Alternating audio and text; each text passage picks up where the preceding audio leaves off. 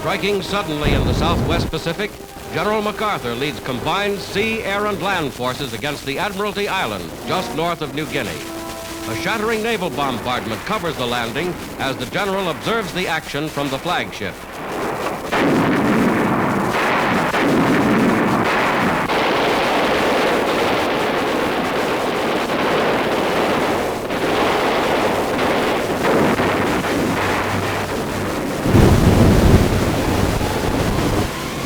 Meeting little initial resistance, U.S. cavalrymen, trained to fight as infantry, stormed the beach. Their objective, Momote Airfield, a new base from which to strike new blows at the enemy now being encircled on nearby Rabaul. Landing 8 hours after the invasion, General MacArthur inspects American positions and congratulates his troops. To the north, on Eniwetok in the Marshall Islands, mechanized forces win another vital Jap outpost.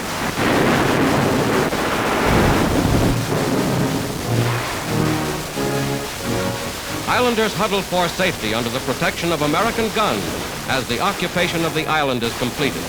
This is the pattern of war in the Pacific, another victory that puts the Allied forces one step nearer to Tokyo.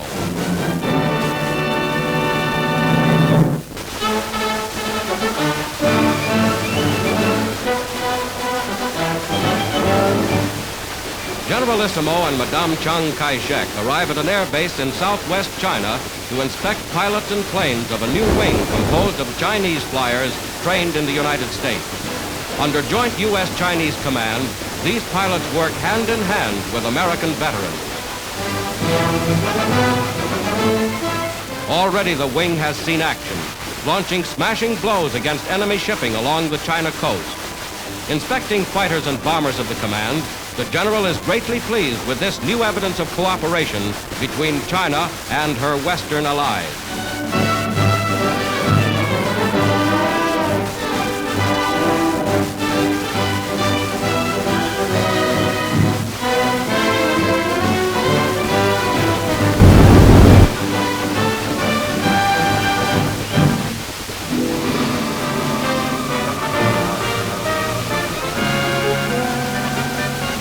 Somewhere in California, U.S. Navy patrol blimps are wheeled from their hangars for a test flight. Built to operate at low altitudes and at reduced speeds, the huge lighter-than-air craft are playing a vital role in sweeping ship lanes of enemy submarines.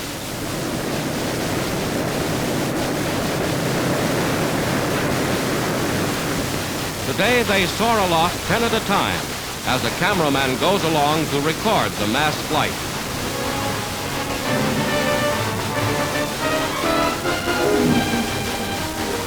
Flying in formation, fledgling pilots learn to handle the big blimps under any conditions.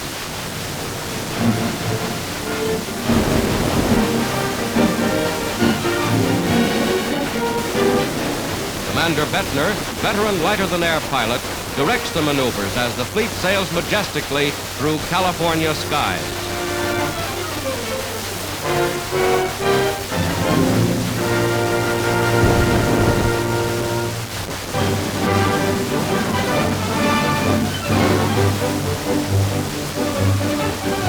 American soldiers and women auxiliaries on furlough in India find the colorful shops and bazaars of the East something to write home about.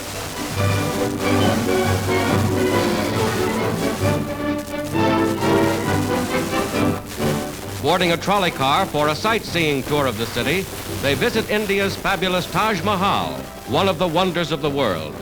Built in the 17th century by an emperor in memory of his favorite wife, its classic beauty has stood supreme throughout the ages. Custom demands the removal of shoes when treading the sacred walks of the famous edifice. To Americans thousands of miles from home, this is a rare opportunity to study and appreciate the culture of other peoples. In Italy, a sightseeing train conducts soldiers on leave to view the classic ruins of Pompeii. Here, 15 miles from Naples, fighting men from the New World visit the citadel of an ancient people.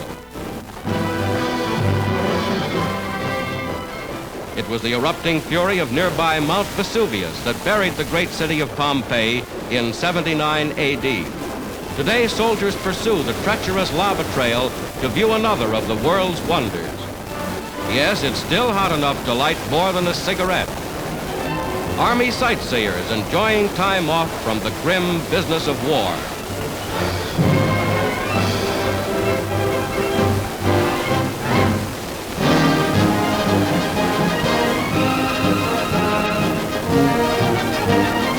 The arsenal that is Britain. These are some of the fighter pilots engaged in the greatest air battles the world has ever known. With shells and bullets, they are rewriting Hitler's history in the skies above Nazi Europe.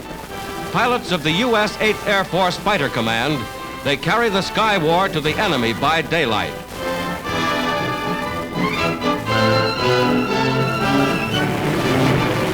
The thunder of thunderbolts carry them to battle. Theirs is a long-range mission. The extra belly tanks of fuel will carry them to the heart of Germany's war effort.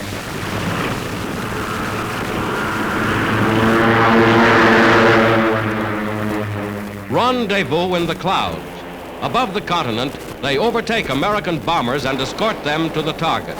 The air offensive that is now reaching the Nazi war capital itself. Maneuvering at top speed, they engage the enemy's interceptors. Cameras synchronized to operate with the guns produce unparalleled battle films, unquestionable evidence of the toll American sky fighters are exacting from Goering's Air Force.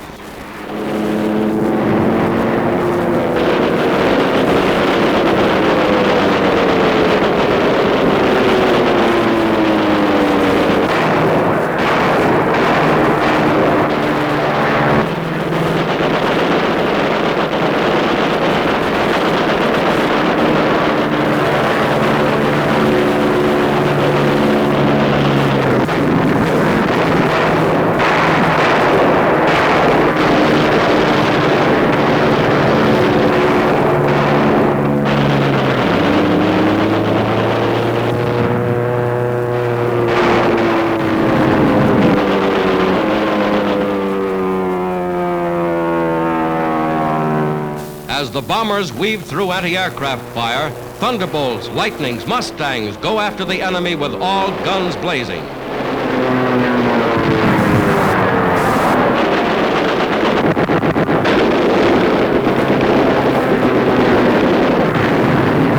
In desperation, Nazi fighters swarm up to protect their war plants. This is all a part of Allied strategy, to draw the enemy fighters aloft and destroy them one by one.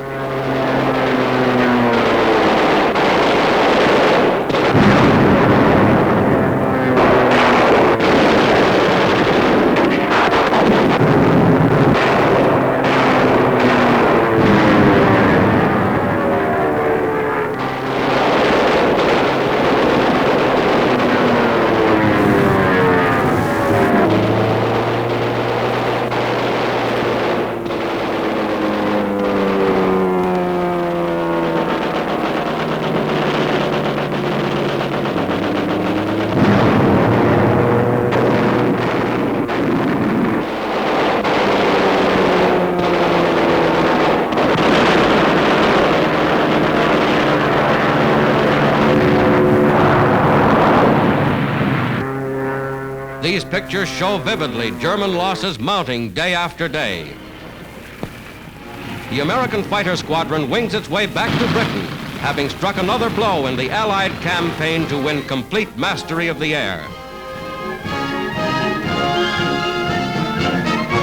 Every Nazi emblem indicates an enemy plane shot down in combat. These are some of the men who are fighting the greatest air battles in history, the men who are blasting the Nazis from the skies.